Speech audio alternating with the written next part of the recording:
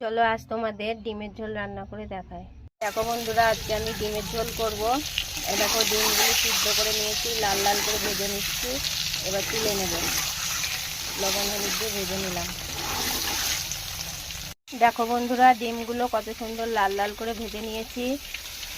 এবারে দেখো, তেলে পেঁয়াজ রসুনটা ভালো করে ভেজে নিলাম। এবার দিয়ে দেব সিদ্ধ করে রাখা আলুটা।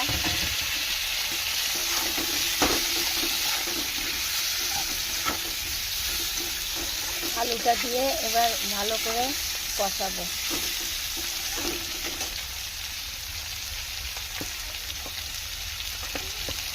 এবার দিয়ে দেবো লবণ,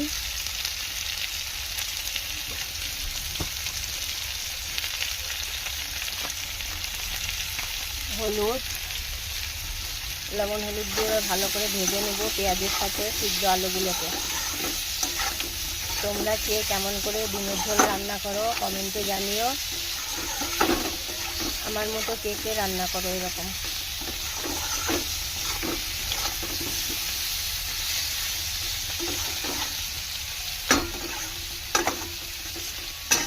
এবার কষাতে থাকবো এইভাবে, তারপর মশলা দেবো। তো বন্ধুরা, আলুটা ভাজা ভাজা হয়ে গেছে। এবার দিয়ে দেবো মশলা। এখানে আছে কাশ্মীরি গুঁড়ো, জিরার গুঁড়ো, আদা, লঙ্কা, টমেটো বাটা দিয়ে দিলাম। এবার কষাতে থাকবো। এবার ভালো করে নেড়ে নেড়ে এটাকে কষাবো। মশলা দিয়ে একটু জল দিয়ে দিয়েছি।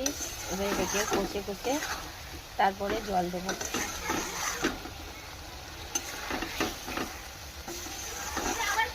দেখো বন্ধুরা, কষানো হয়ে গেছে। তরকারিটা ভালোভাবে কষে নিলাম। এবার জল দিয়ে দেবো।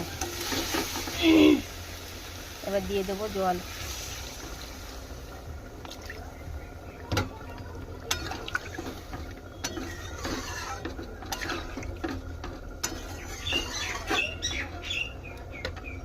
কে কে আমার মতো রান্না করো কমেন্টে জানিও। এ দেখো, এবার দিয়ে দেবো ডিমগুলো।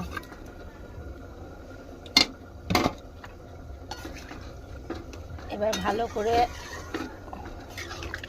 ফুটে উঠলে খানিকক্ষণ পরে নামিয়ে দেবো।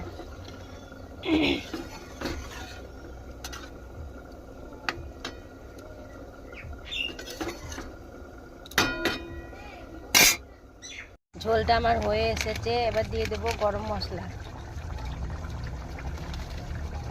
এবার নেড়ে চেড়ে নামিয়ে দেব। কেমন লাগছে বন্ধুরা ডিমের ঝোলের কালারটা?